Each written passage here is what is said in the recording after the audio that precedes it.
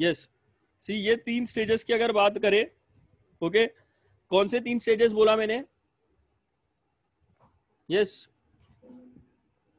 Students, which are the 3 stages? सबसे पहले है इग्निशन लैग और प्रिपरेशन फेज भी बोल रहे हैं उसको, इग्निशन लैग ही बोलो तुम लोग तो भी चलेगा, ओके। तो A is the point where the point of passage of spark say 28 degree before TDC या 30 डिग्री before TDC वो start हुआ. B is the point at which the first rise of pressure can be detected. First rise of pressure can be detected. Let's say it can be 8 degrees.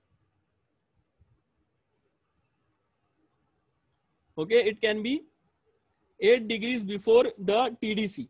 It can be 8 degree before the TDC. एक standard book के हिसाब से 8 degrees बता रहा है. C is the attainment of peak pressure. AB represents the first stage. Okay, AB represents the first stage.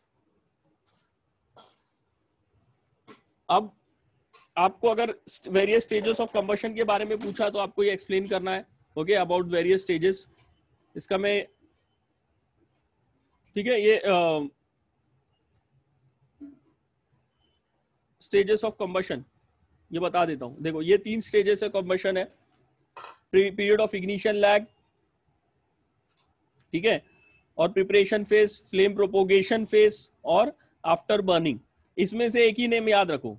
ये सब याद मत रखो, सेकंड नेम और ये फ्लेम टर्मिनेशन ये सब, ओके, ये सब याद रखने की जरूरत नहीं है. Period of ignition lag, flame propagation phase and after burning, ये 3 फेज है हमारे, ओके. ये 3 स्टेजेस में हमारा क्या हो रहा है? कंबशन हो रहा है, स्टेजेस ऑफ कंबशन, ओके. अब उसके बारे में हमने लिखना है. there is a certain interval of time between the instant the spark is given at point A and the instant the first tiny flame appears at point B, which where there is a noticeable rise in cylinder pressure due to combustion. This is called ignition lag or ignition delay period. बहुत important है, ये समझ के लो. इसको क्या बोलते हैं? Ignition lag और ignition delay period, okay. Getting all of you. क्या बोल रहा है इग्निशन डिले पीरियड? मतलब क्या बोल रहा है वो? What do you mean by ignition lag or ignition delay period? Yes students, क्या मतलब ignition lag और ignition delay period का? ये हमारे कंबशन के लिए बहुत इंपॉर्टेंट है. इग्निशन लैग और इग्निशन डिले पीरियड, यानी कि जब स्पार्क प्लग इग्नाइट हुआ और फिर उसके बाद में स्पार्क प्लग की जो हीट है वो हमारे एयरफिल मिक्सचर ने लिया और उसके बाद में वो जलना स्टार्ट हुआ, वो लेयर जलना स्टार्ट हुआ, उसके बीच का जो टाइम है उसको बोल रहे हैं हम लोग इग्निशन लैग और ignition delay period. Ignition delay period के नाम से वो ज्यादा चल रहा है. इग्निशन डिले पीरियड उसको बोलते हैं हम लोग ज्यादातर, जो हम आगे पढ़ेंगे, ओके. इग्निशन डिले पीरियड और ignition lag, okay. Time interval है ये, टाइम, ओके. और ये एंगल जो टर्न हुआ by the crank between the points A and B is called the ignition delay angle. ये इतना इंपॉर्टेंट नहीं है, ओके. इग्निशन डिले एंगल बोल रहा है उसको, ये टर्म रिमेंबर करना इतना इंपॉर्टेंट नहीं है. लेकिन इग्निशन लैग और इग्निशन डिले पीरियड ये बहुत इंपॉर्टेंट है कि फ्यूल ने स्पार्क लेने के बावजूद भी वो फर्स्ट जलना कब स्टार्ट हो रहा है उसको बोल रहे हैं ignition delay period. Ignition lag और ignition delay period represents the period of pre flame reactions, यानी कि फ्लेम आने से पहले जो रिएक्शंस हो रहे हैं उसको बोल रहे हैं. In which the chain carriers are formed, okay. ये सब लिखने की भी जरूरत नहीं है थियरी में, तुम एक स्टैंडर्ड बुक रिफर करो, उसके हिसाब से भी तुम लोग लिख सकते हैं. तुम्हारा जो माथुर शर्मा है उससे भी तुम लोग लिख सकते हो सिंपल लैंग्वेज में, इजी एक्सप्लेनेशन में, ओके.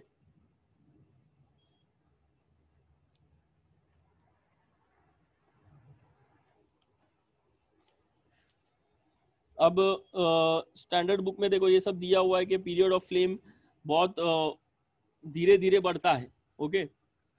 और वो टाइम पे बहुत धीरे धीरे प्रेशर बढ़ता है, okay. Now flame propagation phase. Flame propagation में क्या लिखना है? Once the flame self sustaining flame appears at point B, the flame travels outwards and burns the fuel in layer by layer वो बर्न कर रहा है। Rate of burning of fuel पहले slow होता है, फ्लेम स्पीड जो है वो स्लो होती है। फ्लेम स्पीड समझ रहे हैं ना आप लोग को? फ्लेम स्पीड मतलब क्या, जो फ्लेम जो यहाँ पे स्पार्क प्लग से स्टार्ट हुई, ओके, और वो फ्लेम इस तरह से जा रही है, धीरे धीरे धीरे जा रही है, तो ये फ्लेम स्पीड कितनी है, ओके, उसको बोल रहा है फ्लेम स्पीड। तो शुरुआत में ये बहुत स्लो है, initially the rate of burning of fuel is low. इन बाद में क्या हुआ, जैसे जैसे कंबशन स्टार्ट होता है, प्रेशर एंड टेम्परेचर बढ़ते जाता है, हीट एनर्जी रिलीज होती है, ओके, और वो जो बर्न हो गई है चार्जेस, ये जो चार्ज बर्न हो गया, उसके बाद में जो अनबर्न चार्जेस है उसको वो क्या करता है, हीट सप्लाई करते रहता है और वो जलते रहता है। वो ये भी बता रहा है 15 to 35 मीटर पर सेकेंड की स्पीड होती है, 15 to 35 मीटर पर सेकेंड की स्पीड होती है ये फ्लेम की। अब ये भी पॉइंट अच्छा है, ये भी पॉइंट आप लोग लिख सकते हो कि it is difficult to distinguish between these two phases combustion, that is the phase of ignition lag and flame propagation phase. ये दोनों जो फेज है इसके बीच में डिस्टिंग्विश करना, okay, that is also a difficult task. इतना आसान नहीं है इसके बीच में कोई इजीली अगर कोई एक्सपर्ट नहीं है तो उसको वो क्या करेगा, उसको इतना इजीली ये नहीं कर पाएगा, ओके, डिस्टिंग्विश नहीं कर पा रहा है, ओके। लेकिन start of second phase is considered when there is an appreciable rise, can be seen on P theta diagram. एक एप्रिशिएबल राइज जब मिल रहा है एट पॉइंट बी, तो हम लोग कंसिडर कर रहे हैं सेकेंड फेज स्टार्ट हो रहा है। और the slope of curve BC represents the rate of pressure rise. The slope of curve BC represents the rate of pressure rise. Should be noted that the rate of heat transfer to cylinder walls is low at the beginning of this phase, since only the small part of the burning mixture comes in contact with the cylinder walls. Okay, तो cylinder walls को जो heat transfer हो रही है वो शुरुआत में बहुत लो होती है, क्योंकि बहुत small part of the burning mixture comes in contact with the cylinder walls, okay. Cylinder walls को शुरुआती स्टेज में बहुत कम हीट मिलती है with the help of burning fuel. फिर टर्बुलेंस कितना है, आपने टर्बुलेंस फ्यूल का टर्बुलेंस कितना क्रिएट किया है, एयर फ्यूल रेशियो क्या है, वो सारी चीजों के ऊपर हमारा कंबशन डिपेंड हो रहा है। अभी फ्लेम टर्मिनेशन फेज यानी थर्ड स्टेज जो है हमारा, वो थर्ड स्टेज में आपको क्या लिखना है, थर्ड स्टेज में लिखना है कि देखो वही जो मैंने बताया कि the combustion is not completed at point C, completion नहीं होता है, okay, burning continues due to left over fuel and reassociation of dissociated gases. Reassociation के बारे में हमने पढ़ा था फ्यूल एयर साइकिल में, ओके, ये रीएसोसिएशन के बारे में।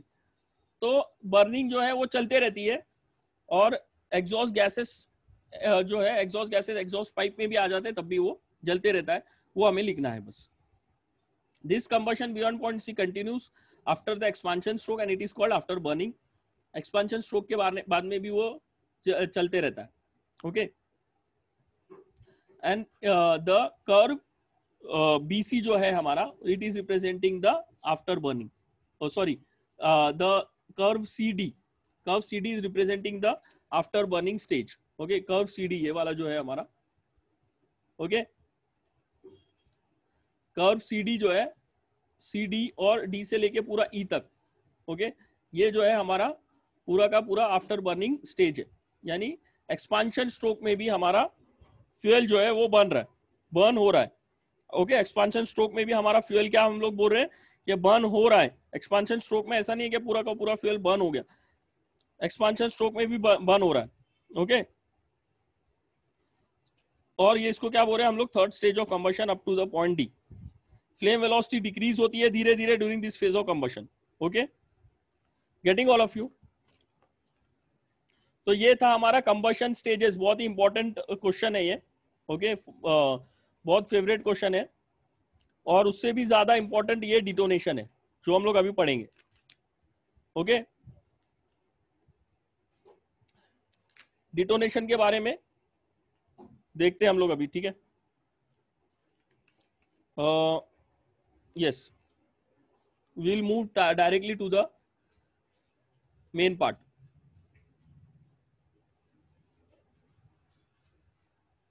Yes, सेल्फ इग्निशन टेम्परेचर क्या है, सबसे पहले ये समझ लो। Yes, see I have given you a break. तो मुझे ऐसा लगता है तुम लोग अभी फिलहाल थोड़ा एक्टिव तो रहोगे, एक ब्रेक तो लिया है तुम लोग ने, तो I am continuing, Okay, so that we complete the syllabus. Okay, see, self ignition temperature is defined as the temperature at which the fuel will self ignite without the flame front reaching to it. This process of auto ignition, okay, is called this process of ignition is called auto ignition. Okay, ये self ignition temperature है. और ignition delay क्या है?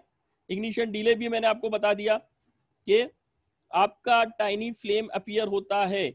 Okay, जब वो spark plug जल गया उसके बाद में भी वो कितना टाइम ले रहा है एक फर्स्ट फ्लेम दिखाने के लिए, जलना उसका जो प्रोसेस है वो स्टार्ट होने के लिए कितना टाइम लग रहा है, उसको बोलते हैं इग्निशन डिले पीरियड. ओके, तो ये है हमारा सेल्फ इग्निशन टेम्परेचर.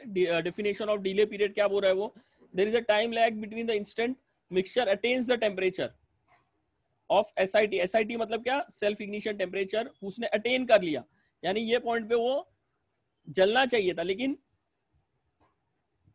उसके बाद में भी वो कुछ माइक्रो सेकेंड्स ले रहा है कि फ्यूल को जलाने के लिए शुरुआत में और प्रेशर राइज करने के लिए, शुरुआती प्रेशर राइज करने के लिए थोड़ा सा टाइम लग रहा है, उसको बोल रहे हैं डिले पीरियड. बहुत माइक्रो लेवल की बातें हैं. ठीक है, self ignition temperature. Okay, self ignition temperature पे वो रीच कर गया, फिर भी उसके बाद में भी उसको थोड़ा सा टाइम लग रहा है जलने के लिए.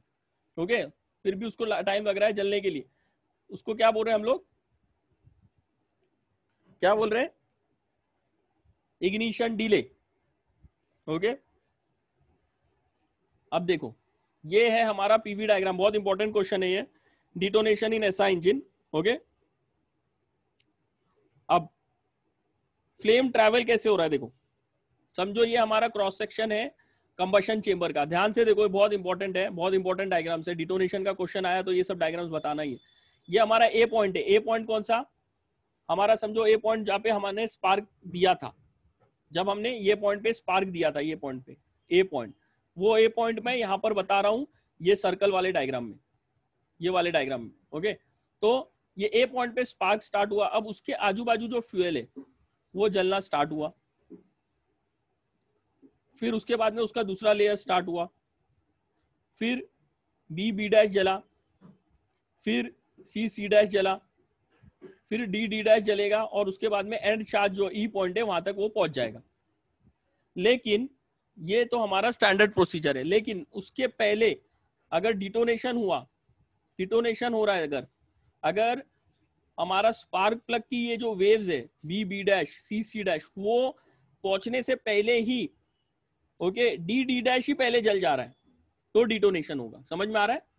डिटोनेशन कब होगा, जब ये बी बी डैश जला. अब ये बी बी डैश क्या करना चाहिए था, ये लेयर ऑफ फ्लेम जो है ये सी सी डैश को जलाना चाहिए था, लेकिन ऐसा नहीं हो रहा है. क्या हो रहा है, C C dash B B dash जो है, ये जो लेयर है ये सी को जलाने से पहले ही, सी तक ही पहुंचने से पहले ही ये डी डी डैश जल जा रहा है. और क्या हो रहा है, ये जो है इस डायरेक्शन में प्रेशर जो है राइज हो रहा है.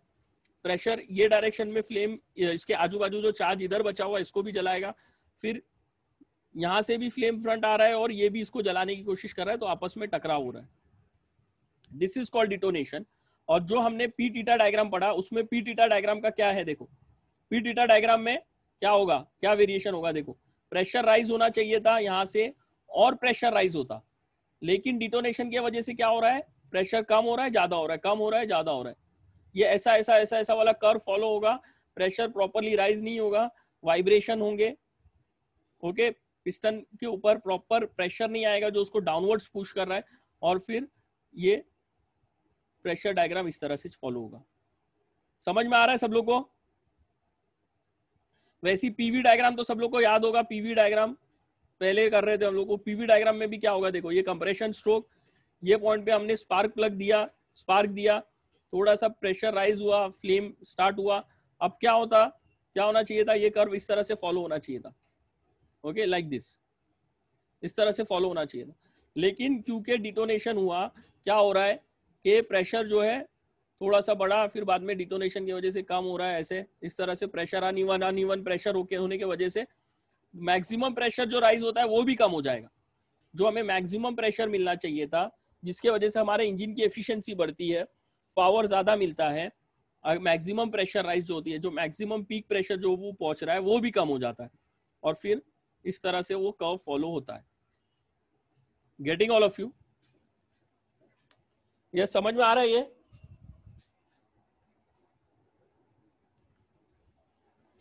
Any doubt till now?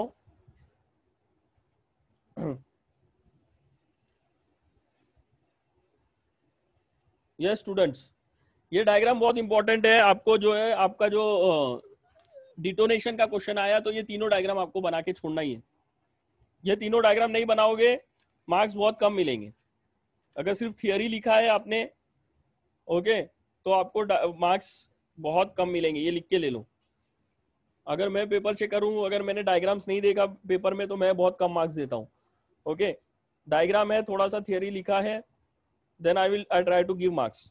क्योंकि एक डायग्राम बहुत कुछ चीजें बोलता है, बहुत कुछ चीजें उसके तरीके से ही समझ में आ जाती है, और हम लोग को ये समझ में आ जाता है कि स्टूडेंट्स को कुछ समझा है। ओके, तो खाली थियरी लिख के नहीं चलेगा। ये तीनों डायग्राम डिटोनेशन के क्वेश्चन में होना चाहिए। एक 10 मार्क का क्वेश्चन आता है, ये बहुत बार पूछा है। Okay, in every paper you see detonation का एक क्वेश्चन जरूर होगा। 1 से 2 क्वेश्चन होता है, 10 से 15 मार्क्स। कंबशन स्टेजेस और एसआई वगैरह ये मिला के, एसआई सीआई मिला के 10 से 15-20 मार्क का क्वेश्चन होता है। अरे कुछ बोलो, अभी मैं थक गया थियरी पढ़ाते पढ़ाते। कुछ तो बोलो, तुम लोग जागे होके सो गए।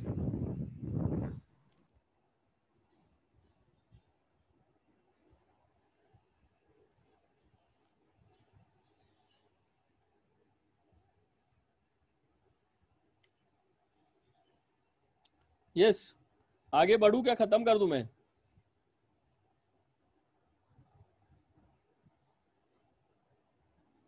आगे बढ़ू ना मैं?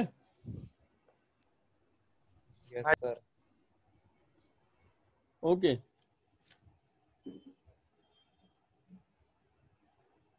ठीक है, मैं बस करता हूँ फिर। करते। हाँ, बस कर दूं ना? नहीं ठीक है। हाँ यस सर, आज से बहुत हो। ठीक है, चलो सलमान बोल रहा है। हाँ सर, चलेगा। खत्म करता हूँ मैं, ठीक है? तुम लोग अभी थोड़ा पढ़ो। ओके, आज के लिए बस हो गया। अभी गैप भी है हमारे लेक्चर के लिए, तो कल तो शायद लेक्चर नहीं है हमारा, फ्राइडे को भी नहीं है। तो अभी थोड़ा सा जितना भी मैंने पढ़ाया है उसके बारे में पढ़ो, और फिर हम लोग आगे बढ़ेंगे, ठीक है? क्योंकि थियोरी इतना ज़्यादा एक साथ खींचना बहुत डिफिकल्ट हो जाएगा, कॉन्सेंट्रेशन लेवल डिक्रीज हो जाएगा तुम लोग का, ठीक है? इतना समझा ना सब लोग को? तो अपनो हम लोग क्या करते हैं इसके बारे में, मैं एज्यूम करता हूँ कि तुम लोग अभी पढ़ोगे और उसके बाद में मैं आगे का तुम लोग को समझाऊंगा। ओके, इससे रिलेटेड वीडियोस मैं शेयर कर दूंगा। आप लोग भी यूट्यूब पे शेयर सर्च करो, 2 मिनट में मिल जाएगा। अब जो डायग्राम्स मैंने जितने भी बताए हैं वो डायग्राम बनाना बहुत इंपॉर्टेंट है।